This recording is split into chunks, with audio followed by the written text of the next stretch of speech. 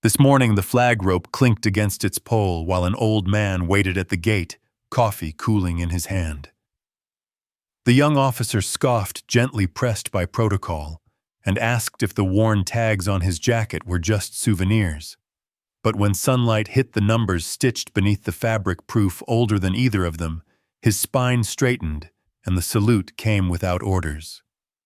Quiet men leave echoes too, some carried in metal, some in memory. The line at Jefferson Base Memorial Gate moved like a porch swing, slow, easy, a little creak of habit. Morning light laid pale stripes across the asphalt. The flag above the booth tugged at its rope and answered with a soft flag flap. Inside the glass, a tiny speaker muttered last night's ball scores half lost to static, distant radio sports. Walt Raines stood with his visitor badge warm in his palm. His jacket was the kind that softened with years' canvas gone gentle. A square of metal showed at the collar seam, nothing jangly, just a quiet edge where thread met memory. Lieutenant Mark Denton stepped out of the booth, posture straight as the painted line. He scanned the badge, then paused at that small glint.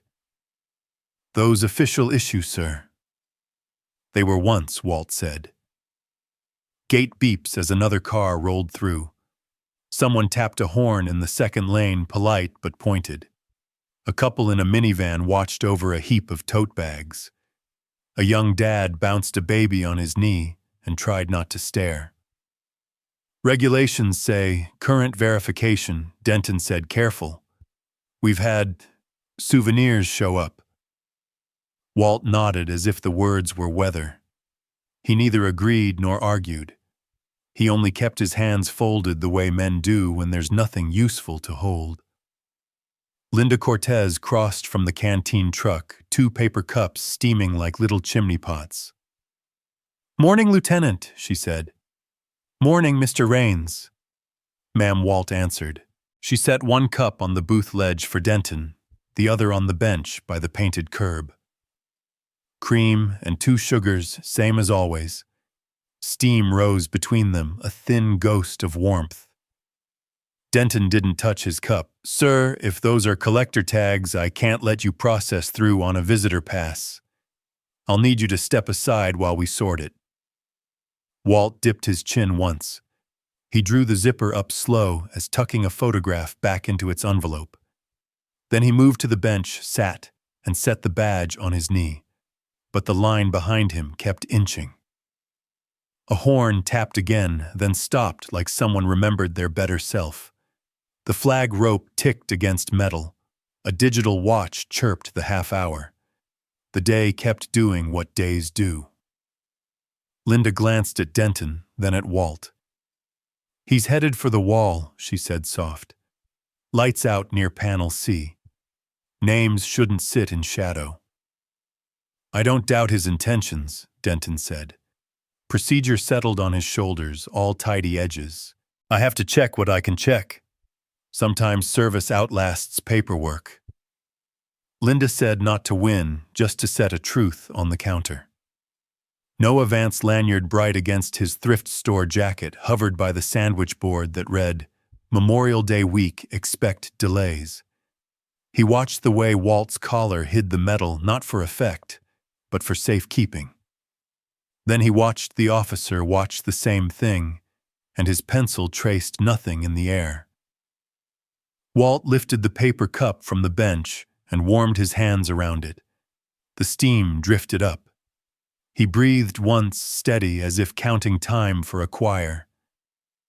Sir Denton said quieter now. "If you have a current veteran card, this gets easy." "I've got a light to fix," Walt said. "That's the part I can do." The radio clipped to the booth, whispered a score change, and faded back into static. Linda set a napkin beside Walt's cup like a small truce. Still, nobody raised their voice. The wind shifted. A leaf skittered across the lane, found the curb, and rested. He zipped the jacket and waited. The canteen wore its mourning like an old apron, clean enough frayed in the friendly places. Fluorescence hummed overhead. The coffee machine ticked a steady coffee drip, each drop counting time down the steel pot. Linda slid 2 cups across the counter. "Cream and 2 sugars," she said, setting one by the register for Denton. "And one for Mr. Raines when he comes back through." Denton kept his cap tucked under his arm. "Ma'am, I appreciate the hospitality, but I've got to do this by the book." "The book changes every few years," Linda said, gentle. "Men don't." 2 gate guards stepped in, hands, loose eyes, curious. They ordered egg biscuits and lingered at the end of the counter. Not hostile. Listening. Noah took the corner stool with his volunteer lanyard flipped backward. He fished a pencil from behind his ear and flattened a napkin like a runway.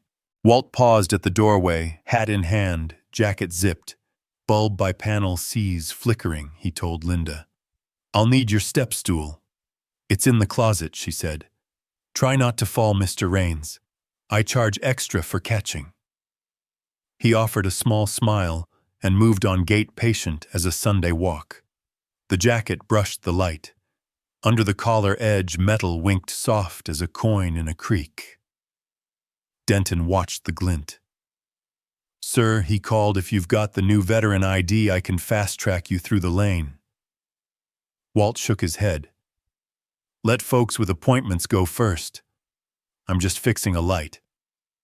"That's the priority lane for veteran cards specifically," Denton said.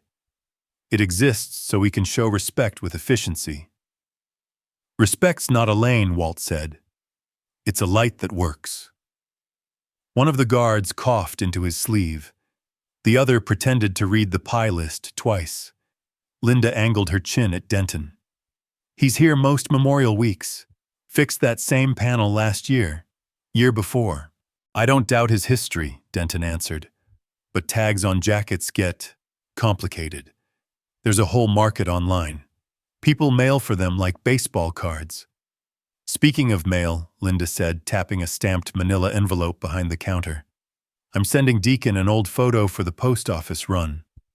Wall of Mechanics, 1970-something. I think I see that emblem on a collar, but you know how memory is. Deacon's better at it than I am." Noah let his pencil hover, not writing, just measuring. Then Walt turned slightly as he reached for the step stool. For a second, the stitched tags showed plain under the seam numbers, like rail ties, straight and honest. Noah lowered his eyes and wrote what he could see. Not greedy. Careful. One line, then the next, letting the graphite find its groove.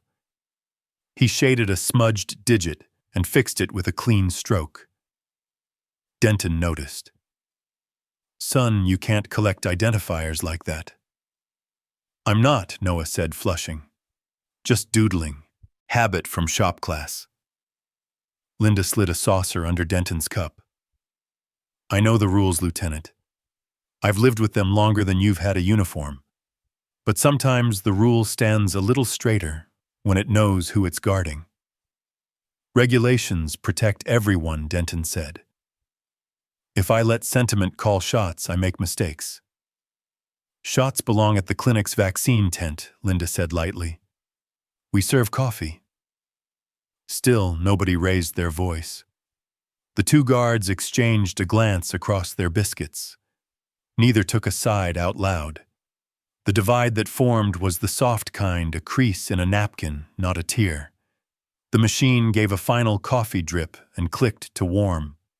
Walt's step slowed past the window. His reflection blurred in the glass and moved on. Denton looked at the lane chart pinned to the corkboard. "We can set him in the priority queue if he brings the card. He's got a bulb and a list of names to mind," Linda said. "That ought to count for something." Noah folded his napkin once, then again, clean edges aligned. He slid it into his pocket like a library card. The fluorescent hum leveled out. A woman at the far table stirred sugar into her cup and read the church hall notice about Thursday's rehearsal. Somewhere a mail cart rattled past the doorway. Denton exhaled. "I'll review what I can review." "Good," Linda said. "Deacon will be glad to see somebody from the gate who can read more than a memo." Noah touched his pocket, as if checking for courage.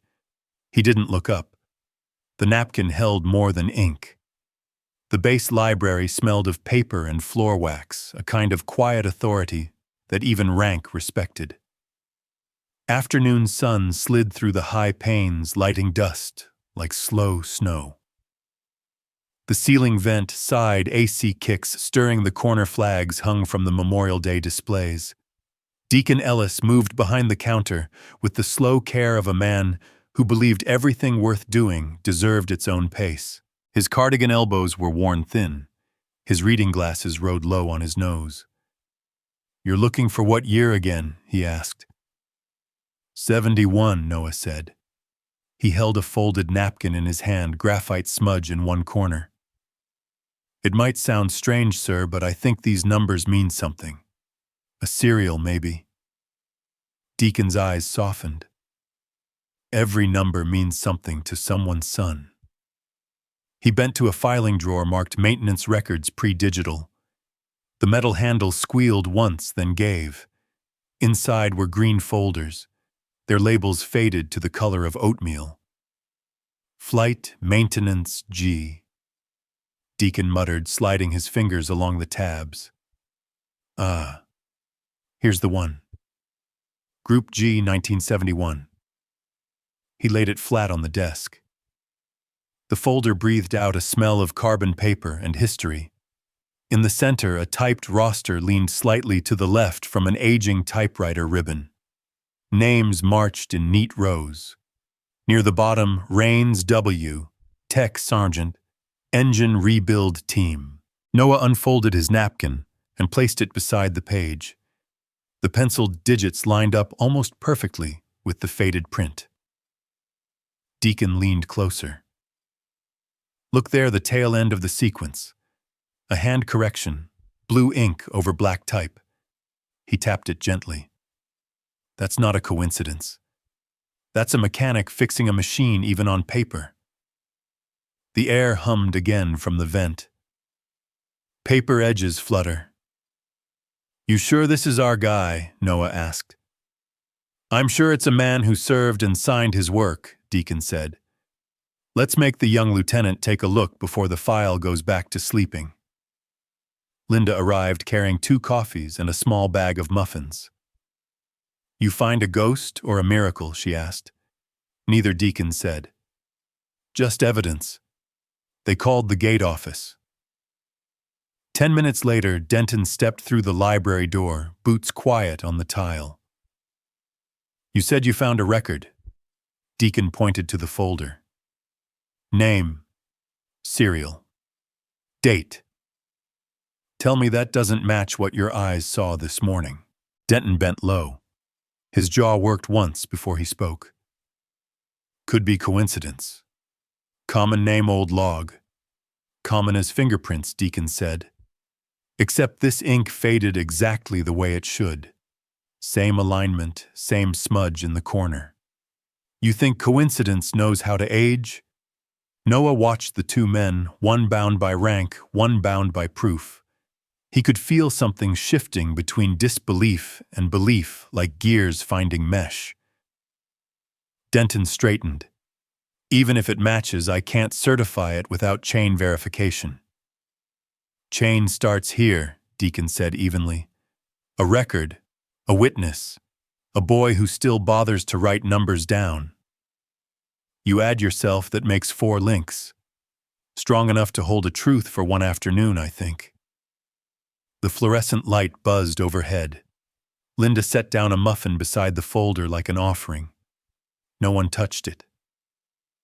Then the room went quiet. Denton reached for the chair, but his hand hesitated. "I'll take a picture of the file," he said finally. "Protocol allows documentation." "Protocol finally meets purpose," Deacon replied. The AC cycled again, cool and steady. Paper corners lifted and settled, whispering names that deserved better than silence. Noah slipped the napkin back into his pocket. Deacon closed the folder halfway, leaving the page with Rains W exposed. They set the file beside the jacket. The afternoon settled heavy over Jefferson Base, light pooling on the flagpole where the rope ticked steady, flag rope taps, pole metronome steady. Inside the gate office, Lieutenant Mark Denton stared at the printed image on his tablet, the old roster from 1971. A name. A number. Both too exact to ignore. He looked up as the door opened.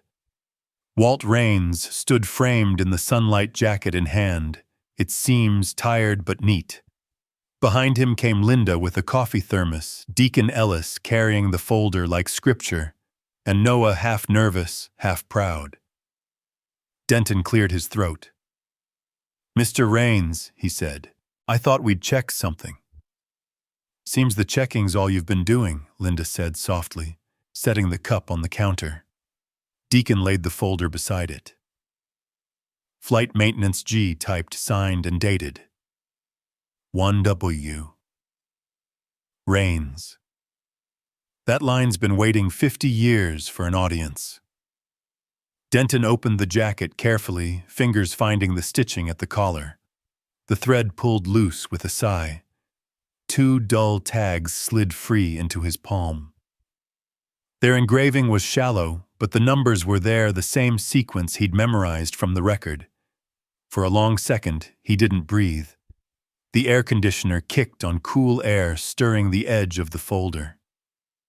Paper edges flutter. He was pinned by protocol.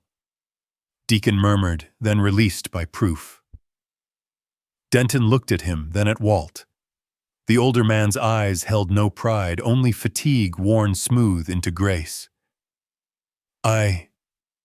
Denton began, but the sentence lost its shape. Regulations rose in his mind, tall and certain, then wavered. Regulations stood tall, he whispered. Discipline bowed to truth. He straightened, body drawn to full attention before he even decided. Boots aligned, chin-level salute, clean and hard as sunrise.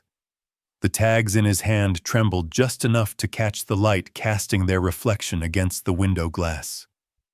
Short's moment number 2, where it shone like a medal someone forgot to claim. Noah stared, lips parted. Linda covered her mouth. Deacon closed his eyes as if in prayer. "Sir," Denton said, voice low. "Welcome home." The words hung there and time refused to move. Outside, the flag leaned in the same small wind that had started the day. Inside, 4 people shared the stillness that follows justice found without ceremony. Then nobody moved for a breath. The canteen lights buzzed faintly, neon hum, a tired song from bulbs that had seen too many mornings. The lunch crowd had thinned to half a dozen regulars, mechanics, a nurse from the clinic, a pair of retirees playing checkers by the window. Walt was on the step stool near the far corner, jacket folded neatly over a chair. The zipper gleamed once, a quiet echo of memory. He worked the new bulb into place, slow but sure. When it flared alive, the light spread soft across the counter, filling every dull edge with warmth. The door creaked open. Denton stepped in, holding 2 steaming cups in a cardboard carrier. The smell of fresh roast trailed him like a peace flag. He hesitated near the register, his posture still exact, but his voice careful. "Morning, Mr. Raines." "Morning," Lieutenant Walt said without looking down. "Light's holding steady now. I can see that." Denton crossed to the counter and set 1 cup down beside the folded jacket. "Thought you might want this. House blend. No paperwork required." Walt smiled with half his mouth. "You bribing a contractor's son, trying to make amends," Denton said. "Yesterday I was all procedure and no sense." "Procedure keeps people alive," Walt said, tightening the cover plate. "But sometimes it forgets what it's protecting." They both watched the light hum back to full brightness. From across the room, Linda called, "Coffee fixes rank too, you know." A few of the checkers players chuckled under their breath. Denton took the empty stool beside Walt's chair. You know, he said, my grandfather used to talk about rules the same way. He had this porch swing that leaned right because the chain on one side was longer. Drove him crazy. Said he'd fix it tomorrow. Did he? Walt asked. No, Denton said, smiling faintly. He said the lean reminded him that balance isn't about being straight, it's about holding. Smart man, Walt said. I didn't listen much at the time, Denton admitted. Guess that's another thing age teaches, how to hear when you're finally quiet enough. A spoon clinked against a saucer spoon, clink. The cook turned a newspaper page. The sound filled the silence that words had earned. Walt lifted his cup. You're not a bad man, Lieutenant.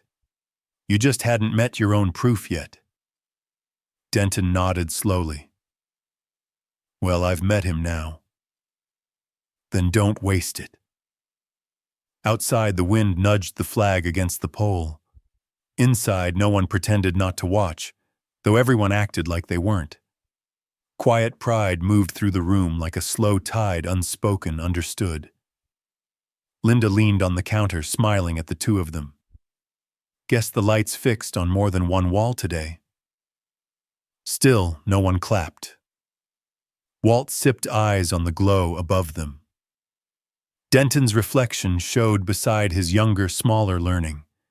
They sat, and the steam did the talking. Morning drifted over Jefferson Base, soft as breath. The flag moved in a slow arc above the gate, and the gentle wind carried the smell of cut grass from the maintenance lot. A week had passed since the quiet scene inside the canteen, but the story hadn't gone anywhere, it had simply settled. On the inside wall of the gate booth, a new shadow box hung under clean glass. Inside lay the two dog tags, burnished from time, their edges dulled to kindness. Beneath them, a small plaque gleamed with neat engraving, "Respect doesn't need a salute." The morning sun reached through the glass and scattered across the floor. Short's moment number 3. It caught in the brass corners and turned the surface to gold for a heartbeat. Noah stood a few feet away with a small microphone clipped to his shirt. His voice was careful, the way a student reads when he knows the audience matters. This week's memorial story comes from the Jefferson Gate, he said. Sometimes history waits quietly until someone listens. These tags belong to Sergeant Walt Raines' Flight Maintenance Group G, 1971. The officer who questioned him now tends this gate with his respect instead of suspicion. And that's how the base remembers. He paused, glanced toward the booth window, then lowered his tone. Because real rank doesn't fade, it just goes quiet. Denton stood near the flagpole, jacket off, sleeves rolled. The sound of Noah's recording reached him light through the open air.